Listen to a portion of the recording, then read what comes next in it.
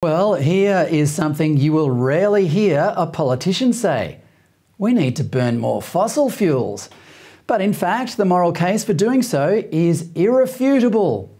Fossil fuels are currently the only way to power our economy. Nuclear energy could in the future replace coal, oil and gas, but even if we started building nuclear plants today, they would not be ready for a decade or so. Dispatchable energy to build things and power our homes is important because this reduces the amount of hard labour we must perform to survive and enjoy life. And the less hard labour we do, the freer we are to use our brains to solve whatever problems we face, thereby creating more free time, and so on. This cycle is what was once called progress. This is an irony that is lost on the left, many of who live such privileged lives that they have time to glue themselves to roads or art gallery walls, never stopping to realise that if it weren't for the conveniences provided by the fossil fuel industries, they would instead be so busy scratching around in the dirt looking for berries to eat that they wouldn't have time to worry about what temperature the planet will be in 2030.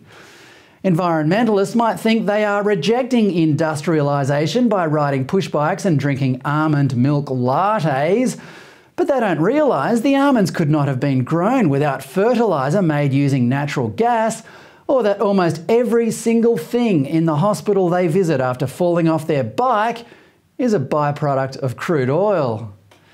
The arguments against fossil fuels, meanwhile, are fatuous.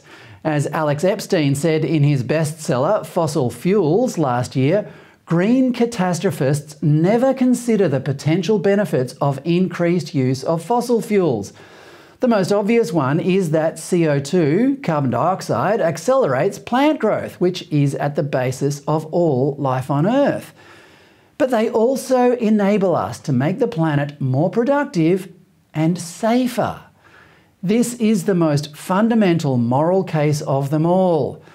Fossil fuels have for decades been helping billions of people lift themselves out of poverty, but billions more could still use them.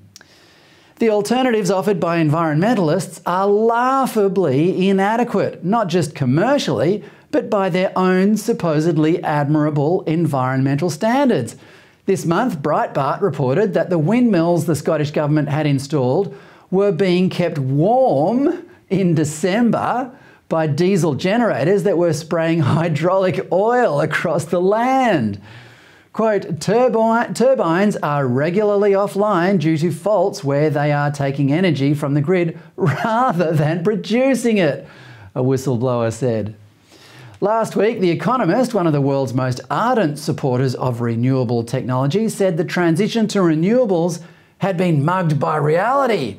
Some renewable providers are now rethinking their investments altogether because energy projects are becoming less attractive. Price caps and various taxes, together with rising costs, are putting them off.